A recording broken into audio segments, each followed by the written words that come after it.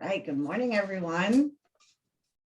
On behalf of the Florida Department of Health in Volusia County, welcome to the 2021 Path for Hope Virtual Summit. My name is Helena Gerard, and I'll be the facilitator in this session. You've joined this session titled The Role of the ED in the Opioid Epidemic. This session is being recorded, and all participants will be muted during the session. There will be question and answer time at the end of the session for you to pose questions. You may raise your hand using the reaction button at the bottom of your screen, and we will then call on you and allow you to unmute yourself. You may also submit questions during the presentation in the chat box, and we will pose them to Matt at the end of the session if time allows. If you have requested CEUs for this session, please indicate your presence by responding to the pop-up poll at mid-session. Thank you to all the Path for Hope Summit Planning Committee partners, AdventHealth, Community Coalition Alliance, One Voice for Volusia, SMA Healthcare, and the Volusia Recovery Alliance. It's my pleasure to introduce you to Matthew Forrester. He is a highly motivated, board-certified master's level nursing leader with 12 years of experience in healthcare. He is the assistant nurse manager at AdventHealth Daytona Beach, and he seeks to enhance the nursing profession through academic achievement and clinical excellence. Welcome, Matt Forrester. I will turn it over to you. That was quite a mouthful. Everyone, thank you for attending this. My goal in creating this presentation was so that working with all of your services and with referrals to the ER that we can help get patients who have fallen victim to opioids on the right path with setting realistic expectations. So let me go ahead and try to share my screen. There we go.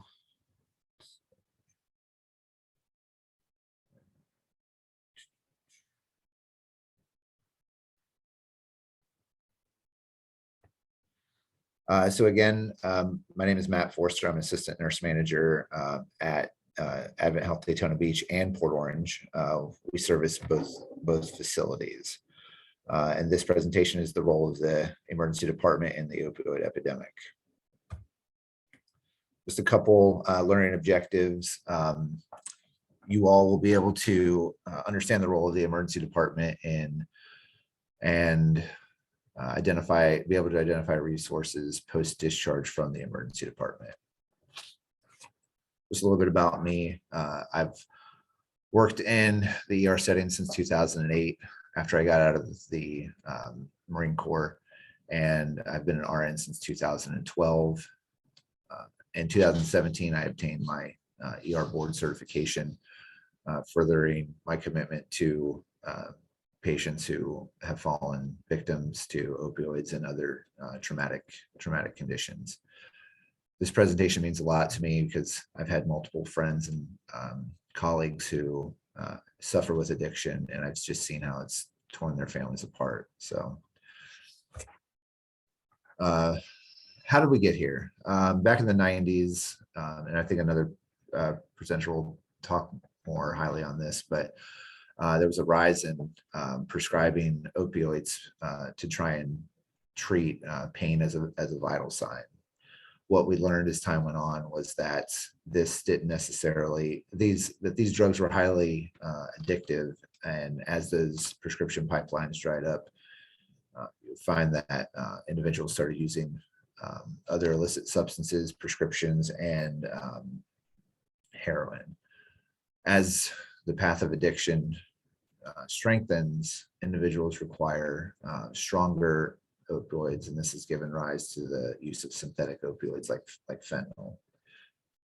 In 2012, the state of Florida passed the Good Samaritan Act, which was meant to provide immunity to bystanders and bystanders to render aid and extra protections for healthcare professionals like ourselves, as long as we're operating within the scope of our license.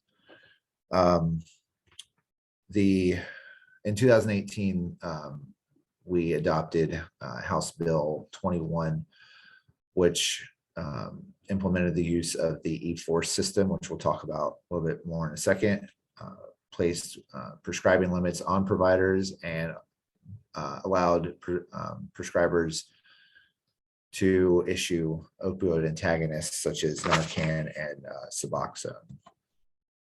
So where I work, the emergency department, this is a section of a hospital or healthcare facility that is designed and staffed and equipped to treat people who are afflicted with sudden or severe illness. The formal definition of the E-FORCSE program is an electronic Florida online reporting control substance and evaluation program created in 2009, and it was meant to create safer prescribing habits or practices for controlled substances. The intention was to reduce drug abuse and drug diversion, commonly referred to as doctor shopping. This is a real eye-opening graph. It highlights from 2019 all the way to 18 all of the deaths from opioids and highlights their specific classification. So in 2010, we see that the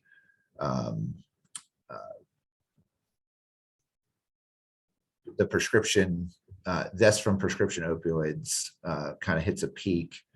And then around 2012 and 13, we'll see that the illicit substances like heroin and fentanyl begin to rise and spike. And then all deaths 16 through 18 for the state of Florida have also been increasing. Specific to Volusia County, 2019, 145 deaths, 2020, 299, and with the flood of fentanyl and other synthetic opioids into the state, I would imagine that unfortunately our overdose deaths would be significantly higher. The meat and potatoes of what I do. So the patients will come to us mainly three different ways. Privately owned vehicle. So family member or Good Samaritan will drop them off at the emergency department, right outside the front door or in the ambulance bay. They will arrive. They can arrive by ambulance, generally the evac service or local fire departments. They'll even come in by law enforcement officers, sometimes under what's called the Marchman Act. And if you're not familiar with that, what the Marchman Act does is it allows law enforcement officers to bring patients to the emergency department without formally charging them with anything for a involuntary evaluation and sometimes admission. The ER has a couple of responsibilities. The main one, which keeps us compliant with the federal and town law, is we provide an emergency screening evaluation. This is conducted by a medical doctor, physician assistant, or nurse practitioner. Per policy, all ER nurses at both our facilities will conduct a psychological assessment and suicide assessment. We strictly adhere to the HIPAA privacy laws. So unfortunately, even if you are the one who dropped them off at the hospital, called 911, or are their mother and they're over the age of 18, the privacy laws can greatly restrict the information that we can provide to you, even though we may want to. So treatment of patients who have overdosed or use opiates would include, I have some handwritten notes here, so pardon me. Individuals who would require, who receive Narcan in the field by EMS, who may require intermittent or continuous Narcan infusions, treatment for active withdrawal from opioids, infection from cellulitis as a result of IV drug use or latent stages of multi-system organ failure, and all the way to cardiopulmonary resuscitation from cardiac arrest. So during that treatment, we would provide an appropriate disposition, admission for any of those diagnoses above, and if we're unable to provide those services at Daytona or Port Orange, we would transfer, and if the patient is stable for discharge, we would discharge them with appropriate discharge planning and instructions. Upon discharge, we assess all patients for treatment readiness, and treatment centers for resources, give them a list of resources. Probably the most important thing that the emergency department does is through the medical screening process, patients will become medically cleared to begin detox services at an appropriate facility. To the best of my knowledge, there's no hospital in Volusia County that offers detox as an admittable diagnosis. However, if they do have one of those admittable diagnoses, then we can help them manage their withdrawal symptoms in addition to treatment for what they're being admitted for. Resources that we can administer directly from the emergency department would be the nasal Narcan kits. Prescribers can issue a box of 2 directly from the emergency department, no questions asked, general, free of charge to the patient.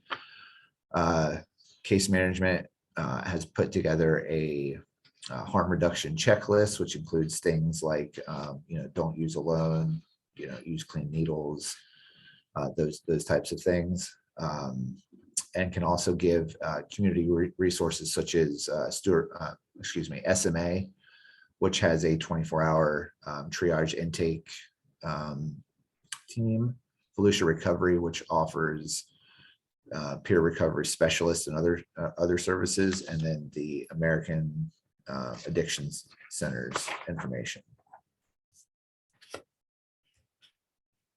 So the official statement from AdventHealth is that AdventHealth is committed to caring for patients who have fallen victim to the opioid addiction and is here to support them through their path to recovery. And then that's essentially what I've prepared. I had a feeling, I kept it short because I didn't want to overlap with other presenters or give misleading information. My goal was cohesiveness and congruency. And I had a feeling that there would probably be very specific questions about our services or experiences from clients. So I can open up to questions. Thank you so much. All right. Do we have any questions for Matt? You may raise your hand at using the reaction button at the bottom of your screen, and we can call on you to unmute. Or you can type them into the chat.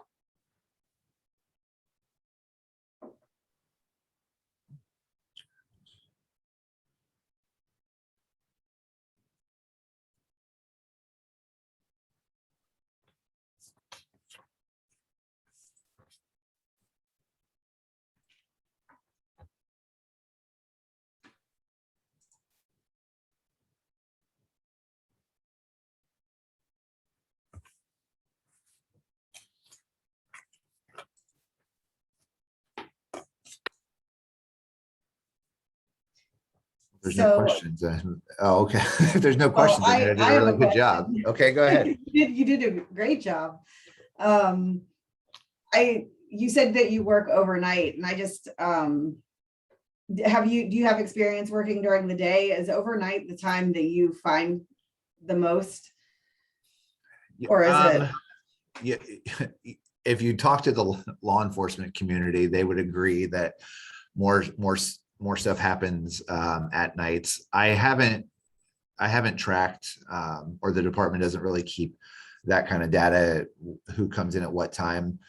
The bulk of ER patients in general comes from the hours of 11 a.m. to 11 p.m. It kind of comes in waves. During the height of the pandemic for Volusia County, we did have multiple overdoses come in, and we believe it was laced with fentanyl, because they would require continuous infusions and admission to the ICU. So, and I think we had 3 in one night, which is very abnormal. It's not abnormal to have 1 or 2 overdoses a day, or patients come in for treatment for cellulitis from IV drug use during the day.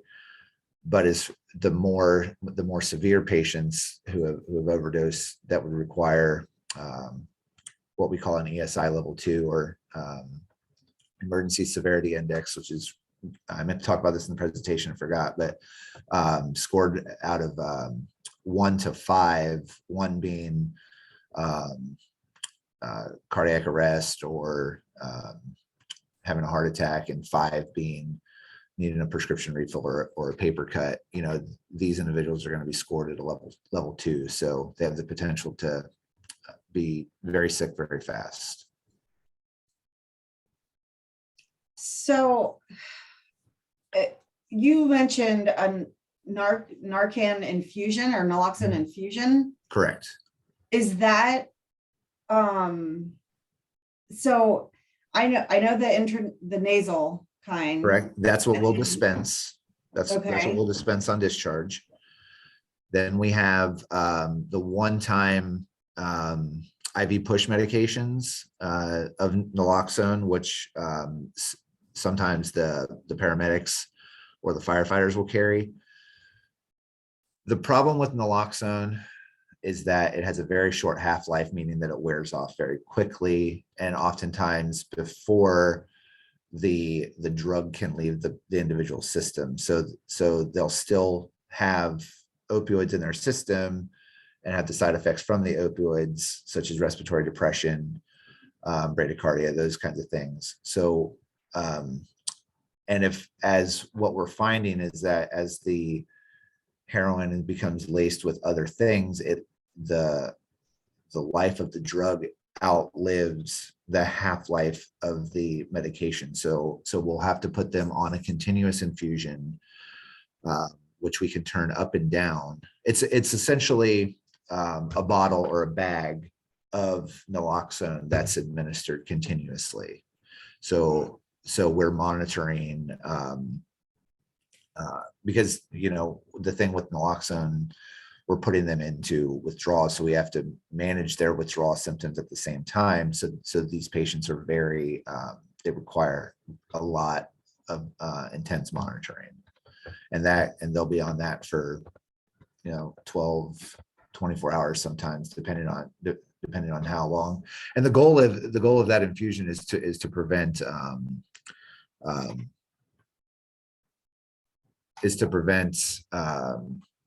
being intubated and having to go on the breathing machine.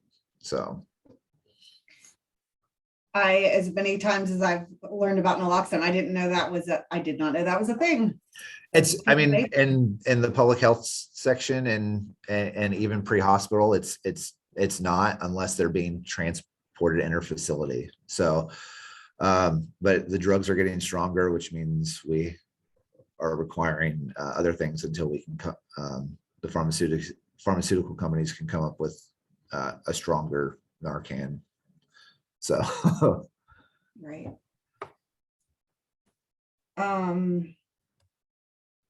One thing I know, you talked a lot about partners. Is there anything that we can do as partners to help support? Are there any messages you'd like to? I think, seeing these people at their lowest and their worst sometimes, they'll have referrals made to the emergency department for and they'll come in and they'll say, I want detox. And sometimes it's on their own accord. Sometimes I think the information from the clinician to the patient then to us is misled. And that's why I spoke about how I don't know of a hospital that provides detox services. But one of my main points from the presentation is that we can provide a medical screening and medically clear a patient to start services at an appropriate facility. And as long as we can get that message across, I think it's going to prevent that crash again for the individual saying, well, now I've just hit another wall, because that's what I find with these patients is that, everyone's against them. Maybe they've had bad experiences with medical staff or law enforcement. Treatment hasn't worked. Then this is just another, that whole a statement like the hospital will start detox for you. Would just be another another roadblock for the individual, and they just put them right back on the street doing the wrong thing. So I think that's the major point that I wanted to try and drive home, so that we can all work together the best we can, Right. Yeah, absolutely. Oh, I see a long one. yeah. Right. I Am Here for Vets is a resource for veterans in need of assistance. We are committed to immediate access to mental health evaluation resources and empowerment for veterans. We began to specialize in providing professionally licensed certified recovery peer specialists services with highly skilled peer professionals. We help civilians too. Training opportunities and employment preparation programs are also available. Thank you so much for all you do, Donald Stiff. Very good. So that's a good partnership. Yeah, absolutely. Because veterans fall victim to this illness also. So actually going to take his name, so that way I can get case management in touch with him. So.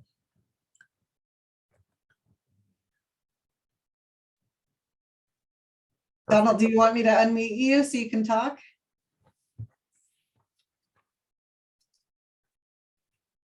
I can figure out how to do that.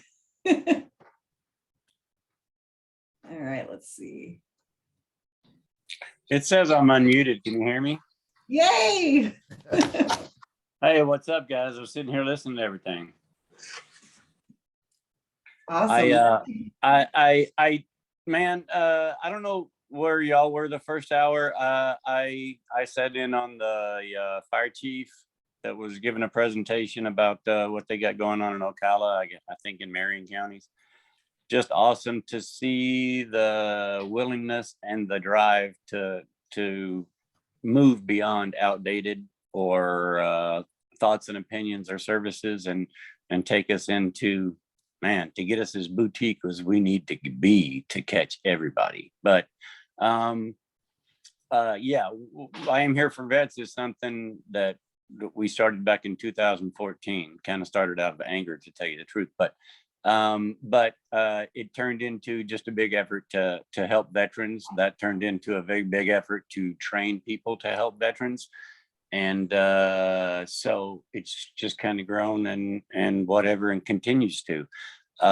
And the fact that, excuse me, Florida is, they have a whole new paying gig for certified recovery peer specialists to work one-on-one with people, to have those interactions and discussions on not just a one-time basis, but a continuing basis. And let's ratchet the interactions of the levels of care and the provision of care down to a conversation of people who share the same pasts and can, help each other hope about a better future.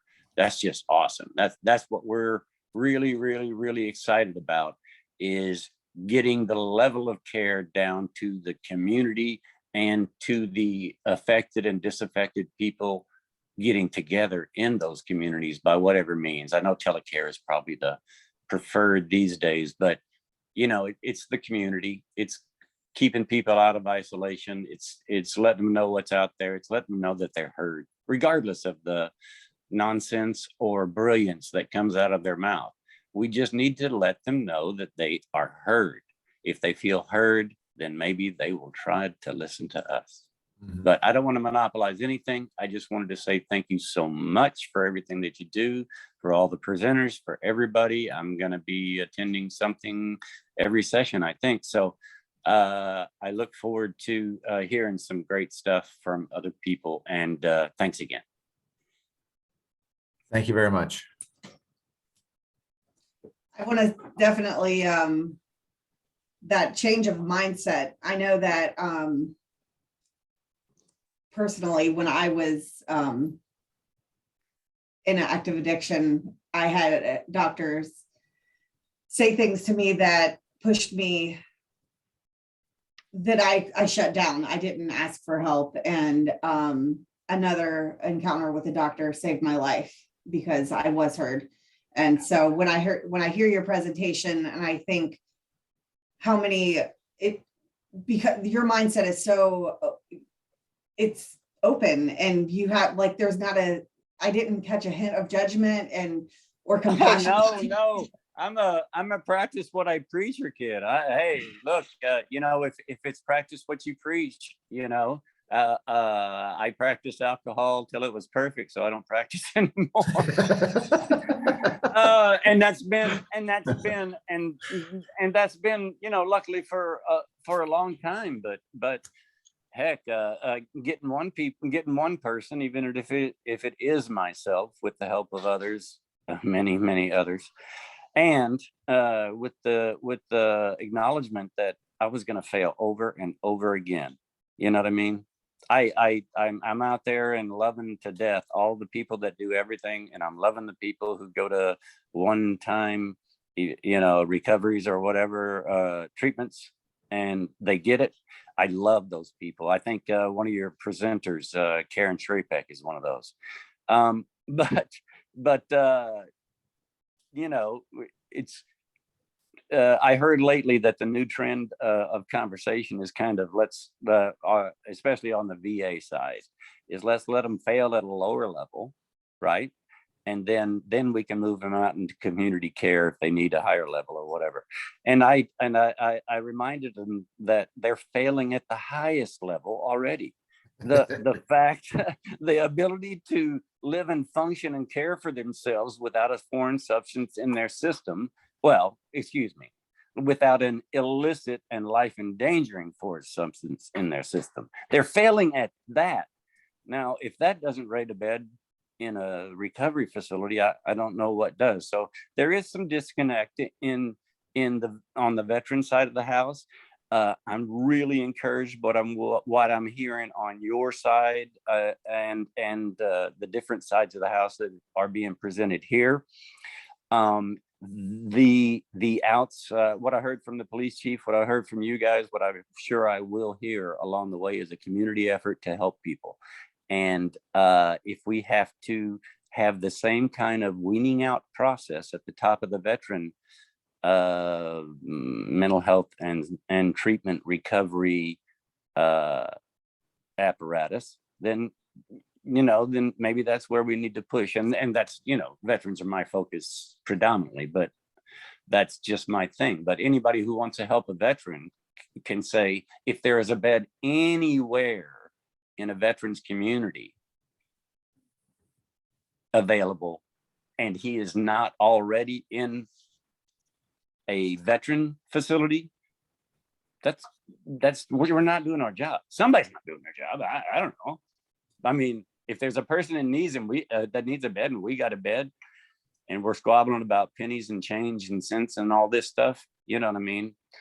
I don't care if they even come up with a special thing that says, hey, you know what? He came to you or whatever, or we don't have time right now. Just keep them in, start prepping them for a treatment program, and keep them safe, keep them off the street, get them fed, get some get some new noises talking into their head until they enter the VA or the other, treatment program.